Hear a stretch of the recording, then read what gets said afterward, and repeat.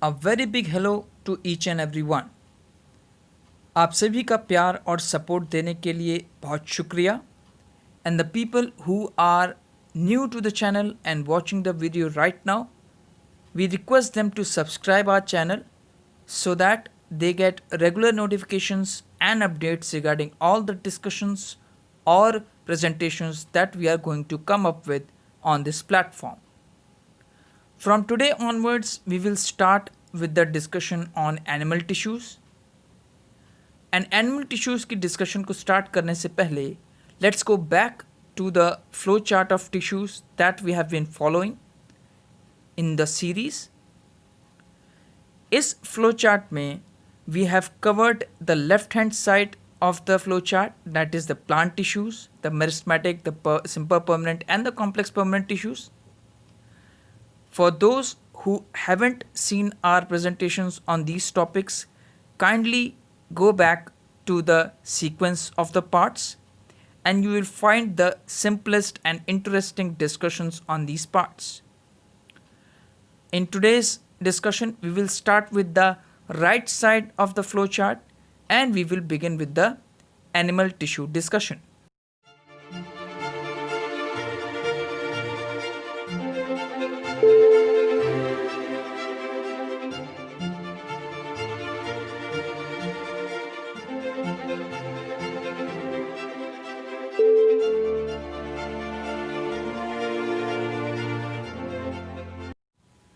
Students, in today's presentation, we will be discussing part 6 of the chapter tissues from the coursework of standard 9th. Today, we will be discussing about different kinds of epithelial linings, different kinds of cell shapes, cell structures, accessory parts attached to these cells in the different kinds of epithelia. We will try to justify the function of epithelia based on their location. And as always, we will provide students with simple, easy to understand, point-wise explanations as well as simplest diagrams which can be used in their note making as well as in their examination sheets. Broadly speaking, in standard 9th, we will discuss about 4 kinds of epithelial coverings. The first is squamous epithelium, consisting of square-shaped small cells. The second is cuboidal epithelium, consisting of cuboid-shaped cells. The third is columnar epithelium, consisting of elongated long cells. And the fourth epithelial layer consists of more than 2 or 3 layers of cells, hence known as layered epithelium or stratified epithelium. The first kind of epithelial lining that we are going to discuss today is squamous epithelium. Squamous epithelium consists of square-shaped or cube-shaped cells. Since the lining is not that much thick, hence it is preferably easy to cross via diffusion, filtration or osmosis. That is why such kind of epithelial linings can be found in places where process of filtration or exchange of substances is taking place, like alveoli, glomeruli, capillaries, etc. As we can see in the magnified view of the epithelial lining, all the cells are small. Basic shape of each cell is squarish. It is cubed in structure and single lining thick. Students can use all these diagrams, the bold letter information as well as the points given in the table in their answer making. Cuboidal epithelium is the second kind of epithelial lining that we are going to discuss. As the name suggests, this kind of epithelium consists of cells those are cuboid in structure. Since cuboid cells are large, have more surface area, hence they have more efficacy in processes of absorption and secretion, and that is why such kind of epithelia are found in locations like kidney tubules, parts of eye, as well as ovaries. If such kind of epithelial linings with cuboidal cells have cilia in them, then the grasping, holding, projecting sort of functions are also added on.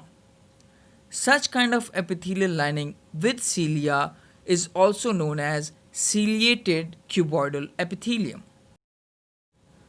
For a much better understanding of the structure of cuboidal epithelium, we have provided with a magnified view of the epithelium, and we have also provided a single cell view from the lateral direction as well as from the frontal direction for students so that they can actually get an idea about the structure of cells found in this layer.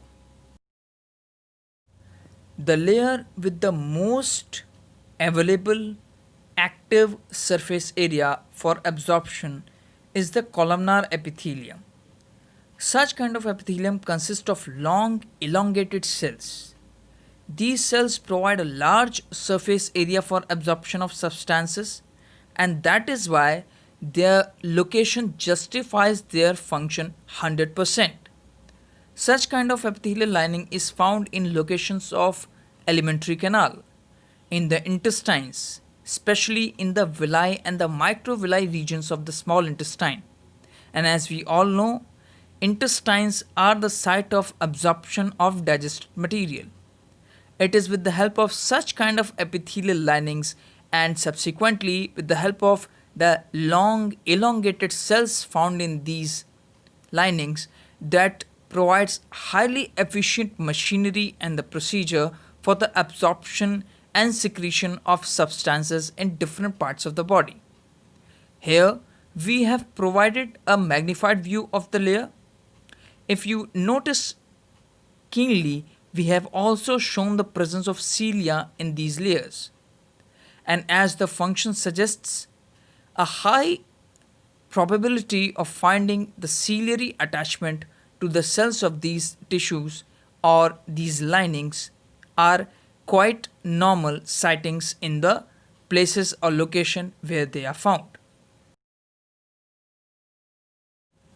Stratified epithelium does not provide any modification or different kinds of cell structure. Stratified epithelium can be termed as an advanced stage of a single kind of epithelium. That is, if we have a simple squamous epithelium or a simple cuboidal epithelium, and we start converting it by providing more layers of squamous epithelium or the cuboidal epithelium, then this multi-layered structure or the layer that is formed is known as stratified epithelium. Now, stratified or layered epithelium can hence be of two types. If two or three or the multiple layers of the cells are of same type, then either it might be a stratified squamous epithelium or a stratified cuboidal epithelium. But if the stratified epithelium consists of different kinds of cells, that is, few cells squamous type, few cells are of cuboidal type, few might be of columnar type, then in that case, such stratified epithelium is also known as mixed epithelium. Now, since multiple layers of cells are present in epithelia or stratified epithelia, then one function performed by these epithelia is for sure the protection function. It bears the mechanical stress, it helps to prevent mechanical tear and wear and destruction or breaking of the parts. Hence, it is found in places where cushioning is required, like digestive tract. In locations of skin Multiple layers of cells provide yet another function by providing a multiple checkpoint system for preventing the entry of any foreign particle from the outside environment. For students to have an idea regarding the structure of stratified epithelium, we have provided a view of stratified squamous epithelium for the students to understand.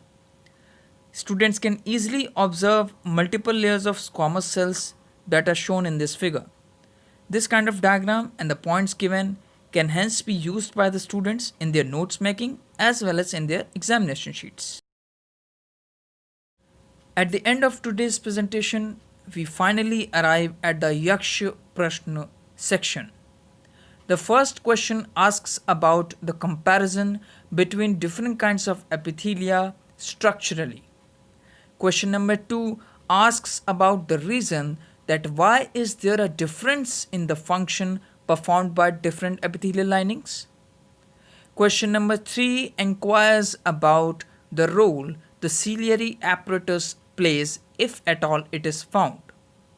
Question number 4 asks about preparation of a comparative chart of location of different epithelia.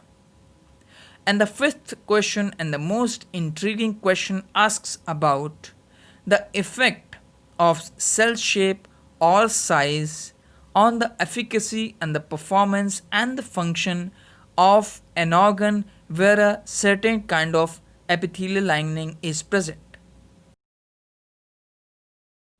We hope that from today's presentation also, students would have got more simpler points and easy diagrams to be used in their answer sheets and note makings. Kindly keep on following our channel. Those who are new to the channel, please don't forget to subscribe to our channel so that you get the updates. We will welcome you back with simplest explanations and simple answer making techniques as well as the topic discussion in part 7, that is the next part in the series. Thank you.